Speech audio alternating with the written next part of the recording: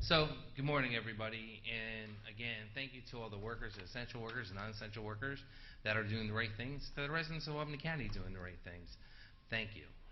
Because we'll get through this together. As I always said, it's not a marathon. It's not a sprint. We got to just take our time and take a step back.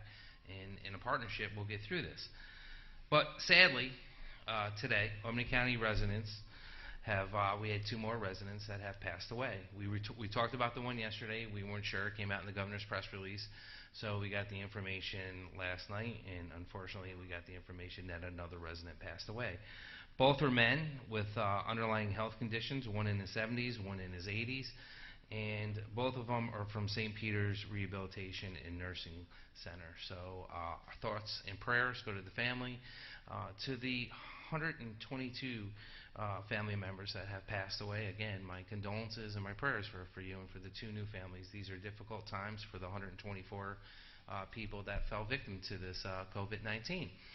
It's not an easy time, and like I said, in the beginning it was even harder. Most people couldn't say goodbye to their loved ones or have a proper send-off, and now we can. Funeral parlors are doing the right thing. Keenan's Funeral Home, and I could just go through the whole list, and Mara and Cahoes, they're all doing great stuff, and they're making it possible, not in the large ways we used to do it, but in a socially distant world that you can say your goodbyes to your family members and have a little bit more of a send-off and have a few words with them. But it's tough. It's still tough losing someone in this time. But as of today, there's 2,168 positive cases of the coronavirus in Albany County, 631 people under mandatory quarantine. So as of today, we have an increase of 29. Now, again, we were alarmed in the beginning of this. You know, we hit the 8-packs, we went down, things were going right. The weather's, a lot nicer than it was 2 months ago, and we're starting to see that steady increase, which is what makes us worried. So as of today, 5 of the new cases are linked to the Hudson Avenue party. So 5 of them are now linked to that.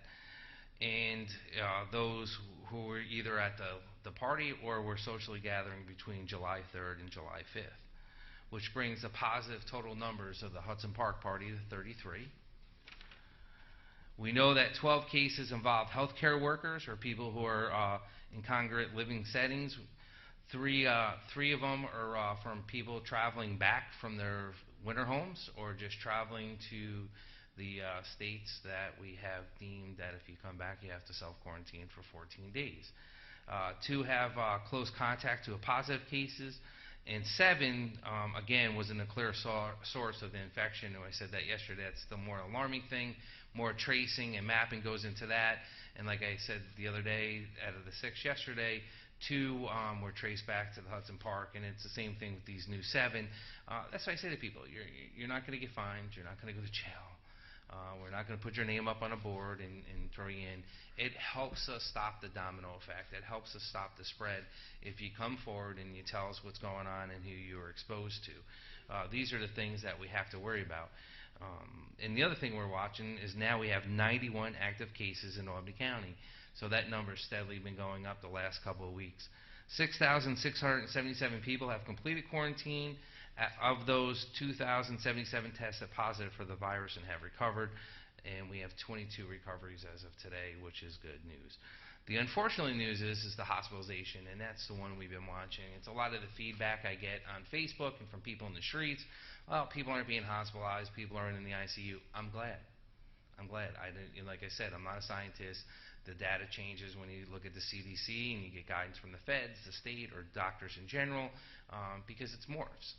And one of the things that we do every day in the control room, we have our 1400 meeting in the control room of what's going on in this region, that we watch the hospitalization. And General Murphy does a good job, and we talk about hospital beds and ICUs. But unfortunately today we've had an uptick, so we have 3 more people in the hospital, so that brings us to a total of 6 people. Still 1 person in the ICU, in which we reported 3 days ago. So as of now I'm watching this, is it having that effect where we're going to see more and more people start going towards the hospitals, which we hope it's not going to happen, and it's my prayers that it doesn't happen that way. But I need your help. I need you to roll up your sleeves, and I need you to work with us and get through this. And the only way we're going to get through this is by working together. and not blaming one another. You know, we can blame each other a year from now, 2 years from now, when the great universities come together and they decide who did what right and who did what wrong. That's when we can have the debate, but right now we need to be in this all together. Over the last 5 days, there's been an average of 14.4 new positive cases. Yesterday it was 12 for the week before that. So I'm encouraging everyone just to get tested. It's okay. You can get tested, and whether you have signs or symptoms, we're not charging you for insurance. If you don't have insurance, we're going to pay for it. State University at Albany, the New York State government's running that. That's free. The drive-through, the South Q Arena, that's free.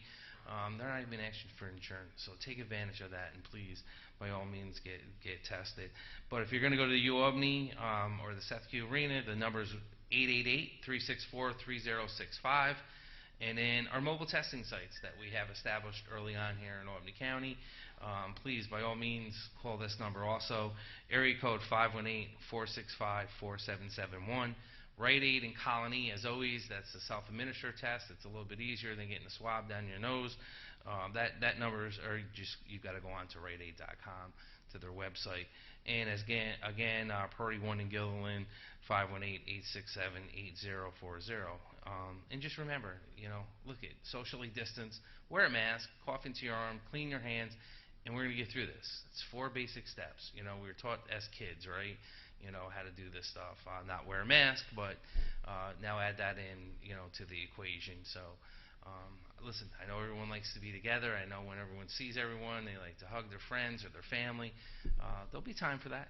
There'll be time for that when we get through this, but for right now, we need to continue to do it correctly and wear your mask correctly. You know, I talked to the health department and to Dr. Whalen's team about maybe putting, you know, posters out into all the restaurants and bars and delis and pizzerias to just show how to properly wear it for the workers. Because again, when you get there, they get tired. I get it. They just pull it down under their nose. They have it under their chin. You don't think about it, or you're trying to talk to somebody, and it is muffled when you're talking through the mask. It's muffled when you're talking to somebody and you want to hear them, so you pull it down for that quick second. So these are things that we just got to get used to, and different ways of doing anything. So the new stuff going on, and I talked about this for the last couple of weeks, but the guidance, more guidance we're getting for universities coming back, colleges that are welcoming students back this fall, freshmen that are coming in that are going to have a different experience than the freshman class before that, seniors coming back that want to enjoy their senior year and play sports because it's their last year. And for most of these seniors, you know, the sports is the last time they're ever going to get on the field as a team.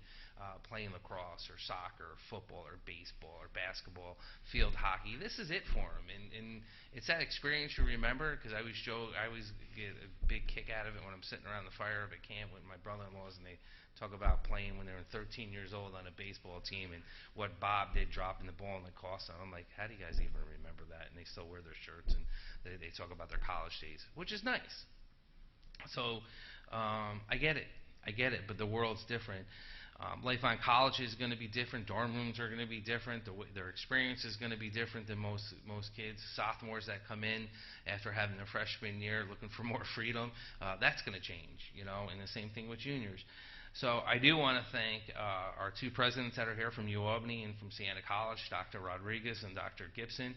I like to call you Colonel, though. That's, you know, my Colonel. I can call you Major or General. I don't want to call you General. I don't need Major Shields or Murphy mad at me. So, but I do want to say it's a pleasure to have you 2 here to really talk about it, because that's the one thing we get a lot of questions for. And it's been a big question how schools are going to come back in the fall. And after sitting down with both these gentlemen and seeing the plan that you have of action at both, you know, Albany and Siena, I have to tell you, as a parent, if my kids were going there, I'd be very comfortable. You know, I mean, the way you've tackled it, the way you're going to address it, and I don't want to take any of your thunder away, but I'm going to let them talk in a minute. We also made arrangements with Siena College. We're going to be testing the international students that come in. We're going to be doing that in-house with our nursing staff, so if they don't have the insurance and what have. And one of the things that President Gibson came up with was how he's going to self-quarantine them for 14 days, get them tested again before the 14 days is up. I'll let him talk about it. I sat there and I go, wow, you really thought about this. But again, it's the new way of the new norm of us going forward. So President Gibson, I'll let you start. Well, Dan, first of all, thank you for the opportunity and to be with Dr. Rodriguez as well, and deeply appreciate your leadership. We've known each other for a number of years, and I've always been remarkably impressed with your leadership. But more than that, I consider you a very good friend, and I thank you for that. I want to begin by also sharing my condolences to the families of those we lost, and pledge to them and to all the residents of Albany County that we understand how serious this moment is and how important it is that we are prudent with regard to our planning and very meticulous in terms of our supervision of the execution. So I know there are some concerns out there, and rightfully so, about what's going on in the country, the trajectory, and even though we've done very well here generally in the Capital District, as Dan has reported, concerned about some of the recent upticks. So where did the college come in? So Siena College, we've been working very carefully on this for a number of months, and we have a plan. We believe it is a smart, safe plan to reopen the campus and for us to safely, effectively execute, implement our academic program. So as it relates to the risk, we are managing the risk along two general axes. There's the academic track, and then there's the residential life track. I talked to our students last night. We had a very well-attended town hall through Zoom, and I had an opportunity to speak to our students about our overall approach and what it would take to successfully accomplish this mission. And the way to think about this is it's a relationship. We have students and we have the college. And so the students are today receiving electronically a copy of their pledge. And in that pledge, it talks about the things that we want them to contemplate, we want them to think about, and then adhere to. And after they've done that, we want them to affirm by signing that pledge and returning it to us. And then on the college end, we commit to following through on our policies. And so when we talk about how we're going to do this, let's talk about the timeline, how this is going to impact. Because in a couple weeks' time, we're going to start to bring back students to Siena College. And as Dan mentioned, initially that those students will include international and students who are from out of state, from areas that are struggling right now with the coronavirus. We will comply with federal and state and county guidance, which means quarantine. So they will be met, they will immediately be put into quarantine, and we will implement that quarantine in strict adherence to what's been put out. And as Dan mentioned, part of that process, those processes are the testing requirements that come with that. So the residents of Albany County should know that these individuals, who you might describe as high-risk individuals, they will not be out in the area here in the county of Albany until such time that they have fully completed that quarantine and received negative tests affirming that they're safe. So from there, we start to bring freshmen back 19 and 20 August. We're pacing all of our returns so that it doesn't overwhelm our system. And we bring upperclassmen back 21, 22, 23 August, and we start classes on the 24th. There will be an orientation, of which that will be hybrid. Some of the activities will be in person in small groups, and others will be via Zoom. But again, please know that, I mean, we've got a plan in place. That pledge is, you know, asking our returning students, all our students, to test before they come. But it's more than just a test, because the test is just a moment in time, right? And it could give a false sense of status. So we also want our students to start living in accordance with the pledge even before they return, and to get into the habit of doing the screening. So when they show up on campus, they're bringing a copy of their negative test.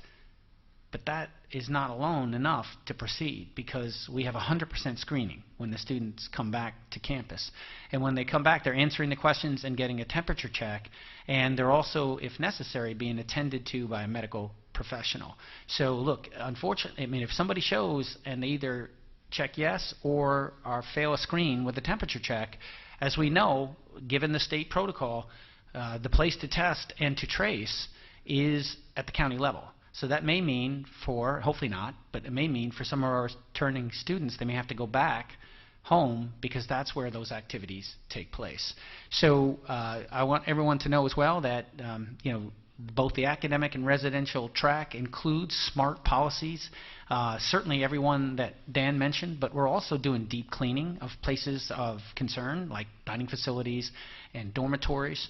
We're making sure we're doing that deep clean. For example, at the dining facilities is 3 times a day after breakfast, lunch, and dinner. We have spread out the campus. We've de-densified the academic track and the residential life. So, we envision a lot of students will be doing takeout. We'll have picnic benches set up. We'll have tent set up. There's also additional overflow in the student union, all of which is that we can practice safely distancing and complying with all the guidance. So, look, we've got contingency plans as well.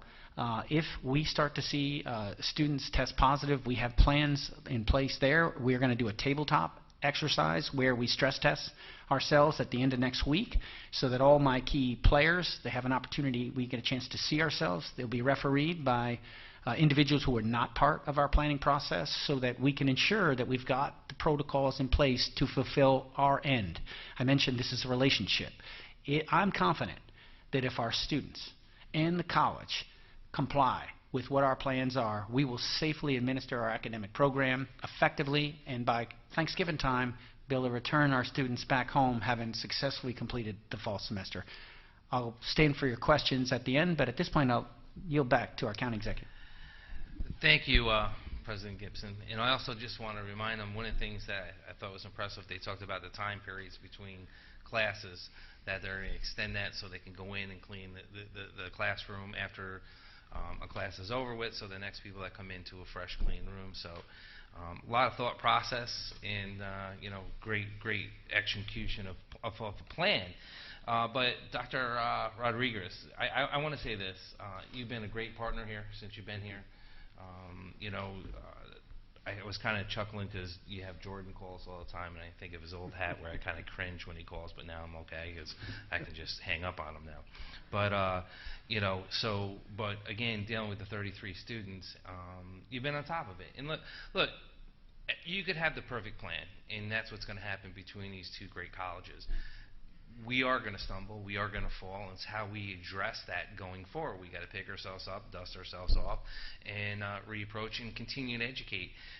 These kids that are coming here are our future. They're our future CEOs. They're our future doctors, lawyers, business people, whatever field they decide to go into. They're going to make mistakes. They're kids still. At the end of the day, we got to remember they're still kids. And I know I've gotten a bunch of Facebook comments about people saying that to me. How do you talk to that age group? It's difficult. Like I said, I have 2 kids in that age group, and you try to do your best. And it's the same thing here, setting the example with you, Albany, in Siena, to have that foundation here in Albany County with the other great colleges, Maria and St. Rose and Sage and all that, and really sending this message together and working together. We'll get through this, and I want people of Albany County to know that these 2 gentlemen, these 2 great universities, really do care about the Capital District, and they care about Albany County. So, Dr. Rodriguez, please. Thank you, Dan. Good morning to everybody. Muy buenos dias. And I really appreciate the invitation to join you this morning, and to our viewers. Thank you for joining us as well. Dan, it's a pleasure to be here. Thank you so much for the invitation. Thank you for the partnership, and thank you for all the great things that you and your staff do for Albany County. And these press conferences, keeping our community informed, is one of the primary strategies to keep our community healthy and safe. And so information is of critical importance, particularly in these days of uncertainty. So thank you so very much for everything that you do. And President Gibson, thank you as well for joining us today. And I would salute you. I was in the United States Air Force as well, and so I was not a commissioned officer, but so I have to salute you, right? Like me, all right? So, we all make our mistakes, President.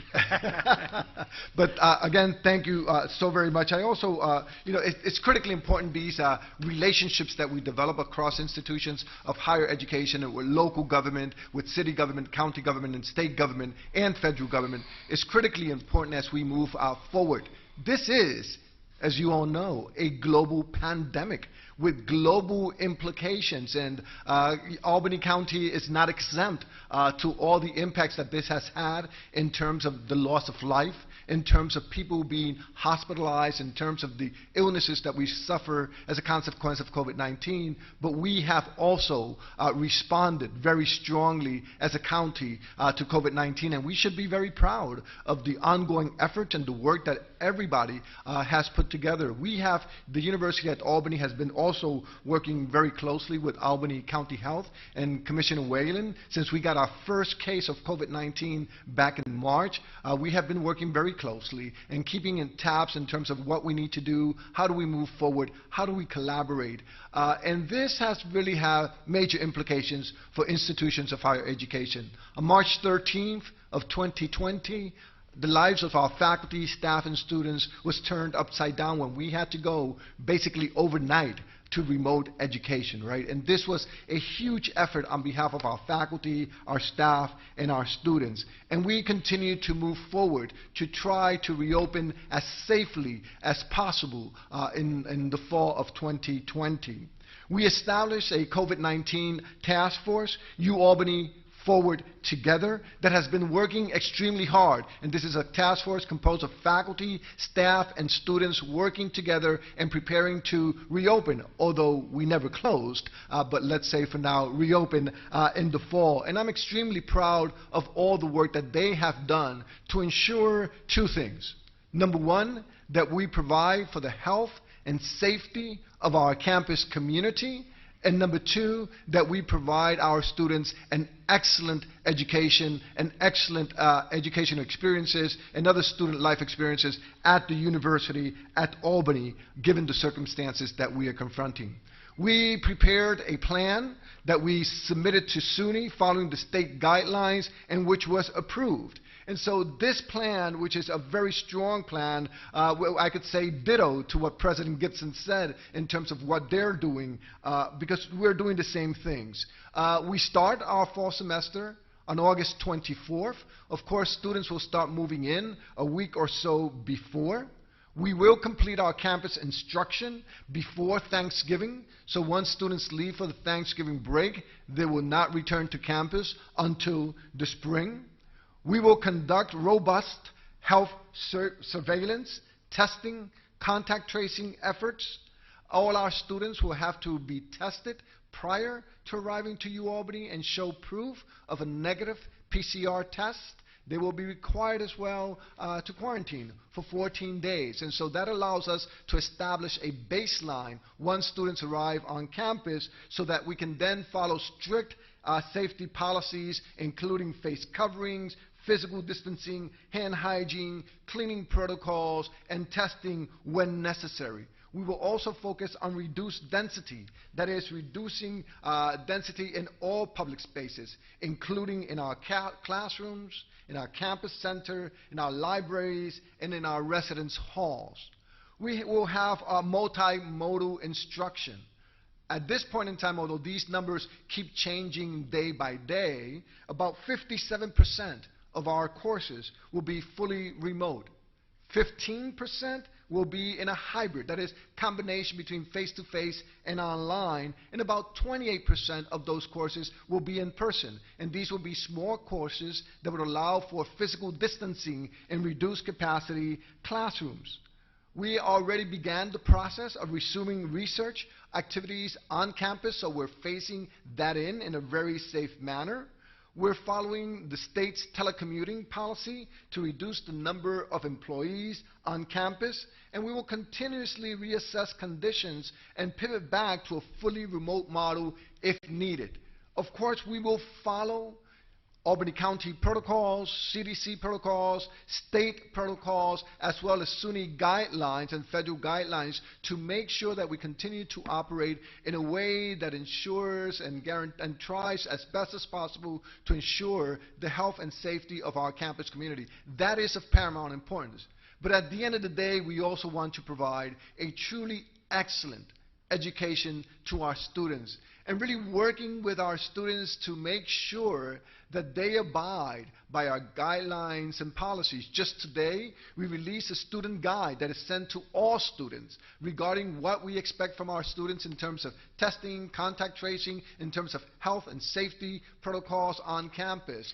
That has been distributed to all our students. We also provided a guide to our faculty in terms of instruction and how that will take place. So this has been a very iterative process, a very dynamic process, which continues to change depending on the circumstances, not only in Albany County, but across the state, indeed across the nation and across the world, because we have about 10% of our students that are international students. But I could say with a high degree of confidence that our faculty, staff, and students have been working incredibly hard to ensure that we develop the best mechanisms possible, the best strategies possible, to ensure that we work closely with our local communities to ensure the health and safety not only of the UAlbany community, but of the surrounding communities, because we are part of our surrounding communities. And so we will continue to do everything in our power to ensure the health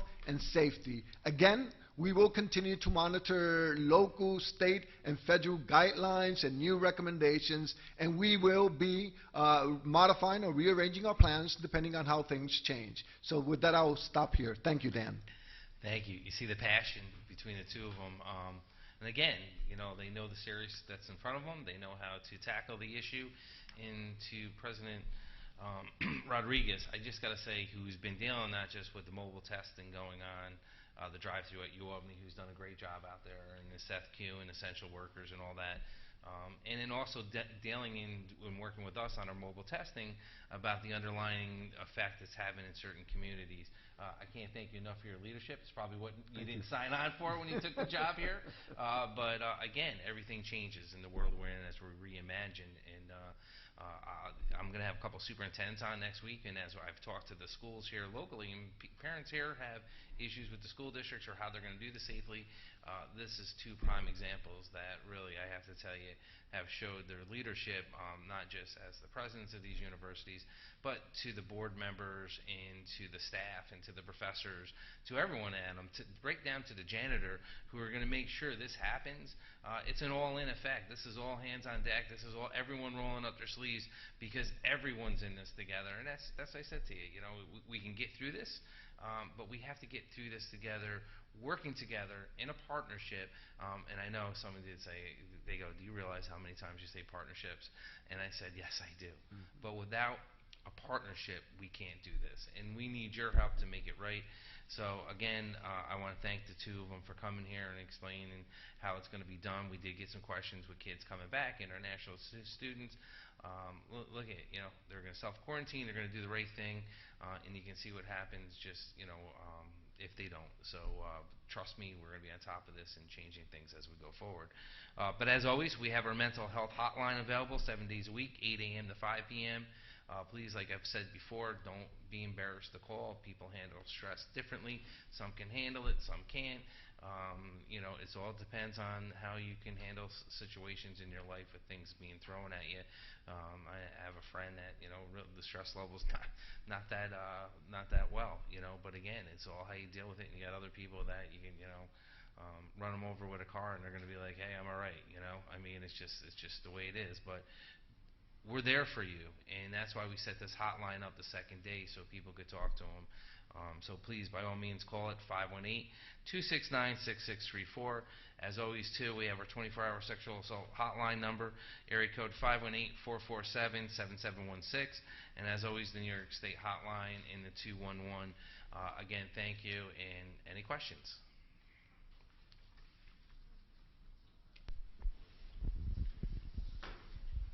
Thank you so much. My name is Jill Konopka. I'm a reporter at News Channel 13. A lot of students have questions for us that we're going to convey to you guys. Are you going to be enforcing quarantining on campus and face masks being worn and things like that? And how would you do that? What does that look like? Yeah, so the answer is yes. With regard to the higher risk students that are coming in, international and from out of state, that are struggling with the coronavirus, those students, we have actually a comprehensive program. I mean, they're coming in, they're going into quarantine, they're going to be supervised by our administration. That includes meals and wellness checks, and actually some fun stuff too. Some virtual trivia and some other things to really look to do two things. One is keep them engaged, but also a sense of community. And then going forward, absolutely. I mean, they are today. They have received their pledge. I asked them to read the pledge, contemplate the pledge, and then affirm it by signing it and sending it back. So they're active participants in this relationship. And so then it's incumbent upon us that we have a policy we call active bystander at Siena College, and that is we all want to make sure we're all doing the right thing. And so the administration will be enforcing it. And so we already, as you know, all colleges have a process now for any infraction. Whether it be some inappropriate behavior, maybe some substance abuse. We have a process in place, a boarding process, where a student will have to appear before a board, and there are sanctions that go with that. So every single person, I'm also going to teach this semester. I'll be in the classroom as a professor. I'll be enforcing the standard, and then as a president, I'm enforcing the standard. And it's important, as I said last night at the town hall, if we all do this together, if we do our part, we're going to get this mission done. And so, absolutely, the answer is we are going to be enforcing. Oh, yeah. I mean, just as, by the way, it's somebody, if there's a marijuana infraction or some kind of substance abuse, there are sanctions that go along with this. And it's the same with this. This is part of the code now. It's the part of our community code. And we're going to use that hearing process, that boarding process, and it will be enforced. So similar to what President Gibson said, first we have to convey the message, right? We want to offer the very best educational experience to our students. Second, we want to maintain the health, safety, and well-being of our campus community. And third, we want to finish the semester the way we started it. We do not want to shut down the university again, but trust me, if needed, we will. And so this is not only institutional responsibility. The message we're conveying is this is an individual responsibility. You owe it to the health of those around you, your community members and family members, to wear a mask, to conduct proper public health hygiene, to get tested. And we as a university will be looking through this. We have a massive communications campaign throughout the university in which, as I said before, wearing of masks will be required in all our buildings. And so this is something that we have to do, but we have to do this as a community. So the goal here is to raise awareness, to get buy-in from the entire campus community so that we can continue and conduct our academic semester as safely and protecting the health of our community. But this is not only an institutional responsibility, this is incumbent upon each and every individual that walks into our 3 campuses to ensure that we're protecting the health and well-being of our campus community. So first for Dr. Rodriguez, just to clarify, it's all students returning to Albany will quarantine for 14 days, or just students from states requiring it? I wasn't entirely clear when you said that earlier. We are communicating with students. We are requiring all students that come to Albany to quarantine and show proof of a negative PCR testing before arriving at Albany. And similar to President Gibson, students will have to not only show proof but indicate that they did in fact quarantine. Right? This is, at the end of the day, this is an honor system. We have to trust that individuals will do the very best in order to protect not only their health, but the health of the campus community. So would students quarantine at home for 2 weeks before they come to campus, or is it when they arrive on campus, the clock starts, and they stay in their dorm room for 14 days? It will depend, but the goal is that students will quarantine before coming to campus. There are some exceptions. For example, athletes and folks traveling internationally will probably have them quarantine when they arrive in the country. Gotcha. And for Dr. Gibson, can you just talk about you were talking about this pledge. Can you just detail what's in that pledge? What are you asking students to sign and agree to? Yeah. So in essence, it's those activities that a student is doing to ensure that they are safe, but they're also safe for their colleagues. So masks, for example. We have a policy on masks, all our buildings. It's required that you wear a mask. We have stipulated there are 2 exceptions of that. The first of which is if you're in your own dorm room and you're either by yourself or you're with your roommate only, you may have your mask off. If you have a visitor that comes in your room, your mask goes back on and you're socially distant. The other exception is when you're consuming your meal. But you have to wear the mask to the table and till you're seated, and then when you go to eat, you can unmask, and then as soon as you're done eating, the mask goes back on. So that's mask policy that they are contemplating that and then affirming. That's inside. And then outside, of course, the point is that the mask must always be on you. Right? Because the requirement outside is that when you can maintain 6 feet distance, you can be unmasked. But who can guarantee this? When you're out, you're moving about, so the mask is always on you, and then when you come within 6 feet, the expectation, and will be enforced, is that you're wearing the mask. So the first is the mask policy. The next is the distancing requirement. I mean, in general, you think about in life, we always say, personal space, and so it was a thing even before coronavirus. But now it's especially important because of it's part of this safety for all of us. So that's part of the pledge. The third is the visitors policy, that they're going to adhere to the visitors party. Look, I mean, among the things that have been talked about across the country are so-called COVID parties. Well, our visitors policy essentially precludes that because of what's expected of our students, and so that's part of what we also want them to pledge to. And then finally, compliance. Compliance with not only the aforementioned, but also our testing policy. That, we understand, I mean, certainly from my time in Congress, I appreciate liberty and civil liberties, but what we're asking is that we're enjoining in a relationship and that they will comply. And so when we ask them to take a surveillance test, it's because we have used a very rigorously, methodologically sound approach to sample across, in addition to the other components of our testing program. There are about 5. One of them is a surveillance program, and so if we ask you to test, we expect that they will comply.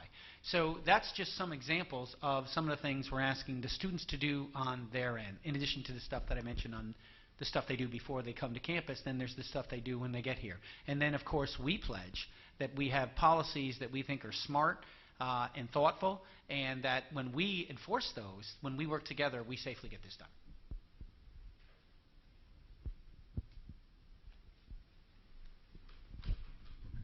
Hi, Matt from News 10 ABC. Dan, this is just for you. It's about masks. It's about the mandates. Obviously there's the executive order that people are supposed to wear masks in public places if they can't social distance. There's a couple towns and municipalities around the state that are looking at or have passed local laws that associate fines to enforce these mandates. Is this something that you think the state should just strictly pass a law that says you have to have a mask on, and if you don't, you'll be fined so much for first, so much for second offense, third offense, so on and so forth? And then kind of a follow-up to that, if they don't, is it something that you as a county would look at, or would you support local cities and towns if they were to pass something like that? First, I believe the governor did an executive order that all New Yorkers got to wear masks, especially going into restaurants. And I've said this before numerous times. Look, I get it, not everyone wants to wear a mask, right? Don't go in them establishments. Shop online. Just stay away from people. That's what you believe in. I want to say this: with the governor's executive order in place, the towns, cities, and villages, I don't think can pass that stuff without running it up to the governor's office and through the proper chains, whether or not that will stand. But he does have different fines in place for different things. For right now, into the near future, yeah, I think there's something we need to have permanent masks in public, and you can be creative. I was like joking around. My 16-year-old daughter, Taryn, and her friend Ella took all the masks I had laying around and they tie-dyed them, which is great. Wrecked my carpet, but it was great. Nice job that they did. Getting a new carpet now, thank you. But you can be creative, and it's tough. Listen.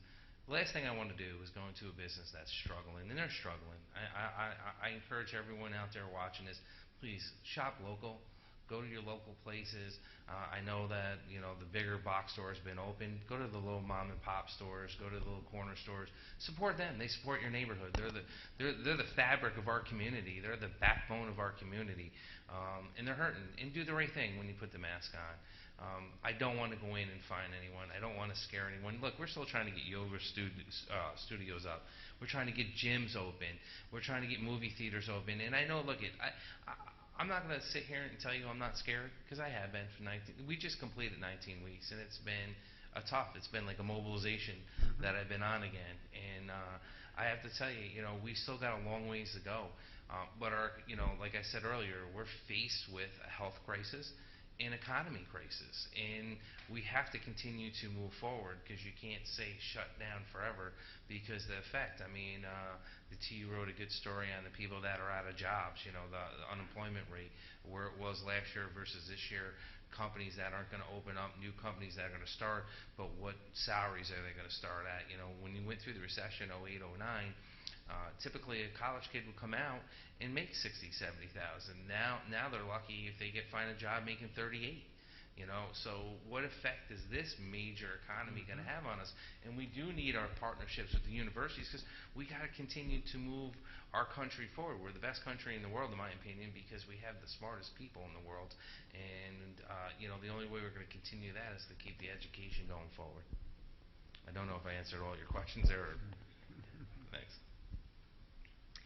I'm going back to the President. Thank you so much. What is the access to the bookstores, the financial centers, your advisor meetings, things like that? Are they now going to be appointment-based only? And what is your message to students if they're concerned that they're not going to receive the same education and the same resources as they would if we were not in a global pandemic? Yeah, thanks for that question. That's something in my working group, I'm sure, same with Dr. Rodriguez, we were keenly focused on this, because you heard me mention earlier that our vision is we're not only going to safely but effectively execute the academic program, and that means full support for the students. So, for example, the bookstore, we've already started reaching out to our students as part of our daily messaging that they can order their books. They can actually do that now. We are going to allow students in the bookstore, but it's going to be at reduced capacity. But we believe starting now and students ordering that we're going to be able to address the need and the flow to get the books and the materials to students for their education. With regard to all the supporting, we have just gone through a very thorough vetting of that, and I appreciate the leadership of all my folks who lead, like, for example, the tutoring and the writing center. They have been engaged in reaching out to students. It's going to be hybrid. We are prepared to do some in-person, reduced capacity, but also Zoom. The ability to do some tutoring. And so while we are going to do some instruction outside, indeed, I'll be doing my instruction outside. What that means is some of the classrooms now are available for tutoring, because that was a concern. We had tutors who are like, well, where do we do our tutoring? So that's one of the things that we've reverse engineered, if you will. So we've just had to be very creative and thoughtful and thorough, and we've approached this. But I can tell you that in every dimension that you just mentioned, our intent is to fully meet the expectations and standards. We want to make sure that our students believe that they get the education that they're looking for. And just to follow up on that, and I think one of our goals is, as I said before, to provide students the very best education experience at the University at Albany. Shortly after we closed down on March 13th, we moved many of our operations to telehealth, telecounseling, teleadvising. It was kind of amazing if you watch social media, advisors all over social media engaging our students so that they can work closely together. So students got great and excellent services. We uncovered a number of issues and situations that we have to improve. But moving forward, just this morning actually, I met with my executive council and we talked about the university events and activities that we would have for our students in small groups, ensuring mask wearing, social distancing, and things of that nature, but also to ensure that the students are receiving the services that they deserve and that they need. That is critically important. And so how do you bring back a university experience in the middle of a pandemic, right? That is a challenge for us all. We've learned a lot since March, and I can tell you there are a lot of things that we learned that we're going to continue to move forward with them. We had an amazing, for example, graduation celebration with our students. It was amazing. We had our orientation for students in our open house. Over 5,000 people participated in that open house online, right? And so there are things that we will continue to do online, and there are things that we will need to do and will want to do in person to allow students to have that university experience. So we are experimenting, we're seeing what works well, we're seeing what doesn't work well, and we'll be transitioning throughout the year. So I don't think anybody can say this is what we're going to do permanently throughout the academic year, but we're going to start here, and then depending on the situation, we'll see, and what are the challenges, what are the opportunities, what works, and what doesn't work. And we've uncovered a lot of both. And so that's going to be the process at UAlbany. Mary, I think someone in the back had a question.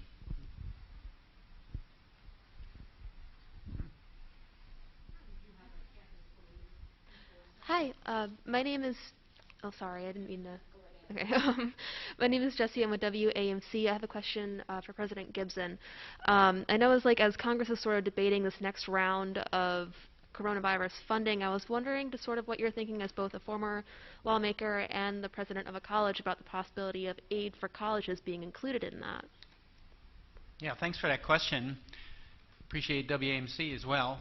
Thank you for constantly communicating all throughout the area. I think it's a great public service that you do.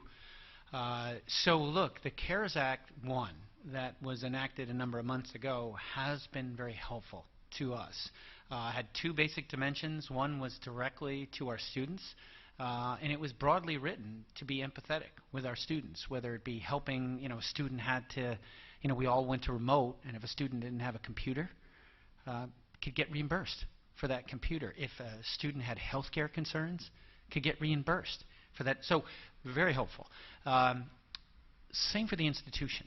The institution received the matching of whatever the students had. So we're not even fully done executing the CARES 1 Act. We're deeply appreciative for it. We continue to be executing it and envision doing that for the rest of this academic year. With regard to what's in the offing, I hear good reports.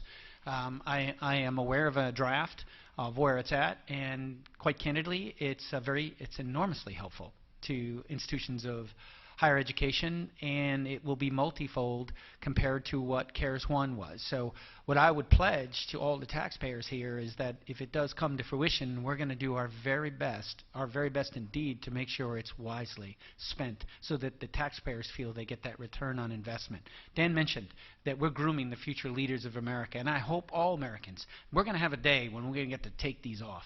How amazing is that going to be? In the history of the world, I don't know that we've ever had experienced 7 billion people all at once, whether you're in Mongolia, Kenya, or upstate New York, to feel, my goodness, it feels good to be able to move beyond that. And we're going to want to have leaders with a fresh set of ideas and perspective ready to take us to higher levels.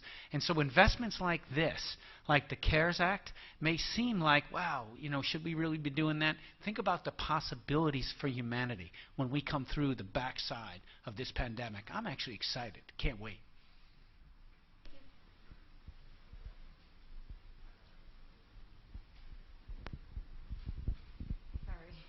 Could you put your mask on, please? My only other question is, what happens when winter settles in? We had a very mild winter last winter, but you can't safely social distance outside because it's too cold out. What's the plan then? Hey, look, can't tell you that's not on my mind. It is on my mind. What I've learned through my experiences, whether it be in combat or a peacekeeping operation, a humanitarian operation, is several things.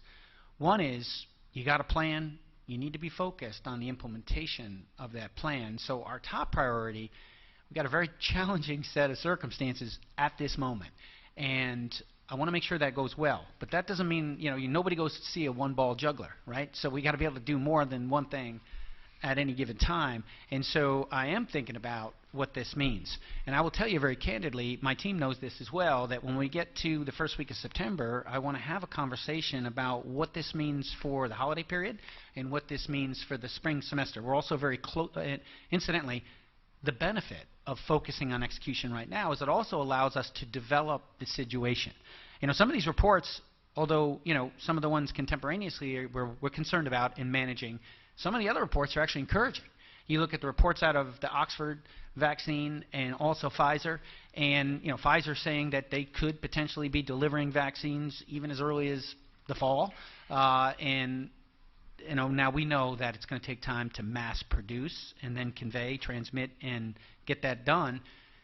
But what I would tell you is if these things do come to fruition, the vaccines, we could actually be in a really strong position for the spring. To your point, if that's not in the offing, we're challenged because I mentioned that we're using tents. I'm so advised that the tents don't do well with 2 feet of snow on them. In fact, they don't do well at all. So what I've got now that's helping make this fall semester go, and I think go effectively, becomes untenable when you talk about snowstorms. That is on my mind.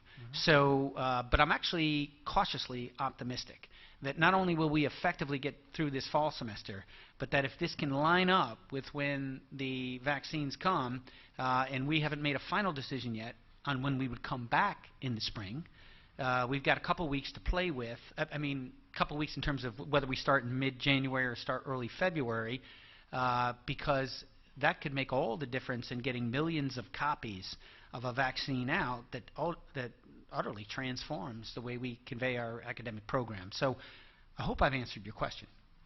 Yeah. That's it. Thanks for taking this. Say I went and had the testing done, right? You keep encouraging, everyone keeps encouraging everyone to get tested. What's the reasonable expectation of when my results would come in, say if I was tested Monday or Tuesday? What's the length of time? 5 days. I would say 5 days. You should expect it to come back in. Hopefully sooner, but it's been on an average of 5 days right now. So people are telling us 2 weeks. Is there a reason for that, or? I have not heard 2 weeks. Okay. I've heard 5 to 7 days tops, but not 2 weeks. Just be patient. Yeah, be patient. I know it's difficult. You get it, you want to know, but I will say this: you could get that test back and it could have been negative, and you walk down the street 5 minutes after getting tested, and now you have it. That's right. So that's the key piece right there. yeah, that's what you have to look at. I do want to say to everyone, thank you. It's been 19 weeks now. Officially today is the 19th week, end of the 19th week. We start the 20th tomorrow. To the 124 families, again, my condolences. My prayers go to your families at these difficult times that you've gone through. To everyone that's out there doing the right thing, thank you. I would like to leave on a nice note, seeing that we have all this love and harmony going on up here. Maybe we can bring back the basketball game between the two universities just to help lift up the spirits of the Capital District. We could do a nice game once it's allowed, and we could televise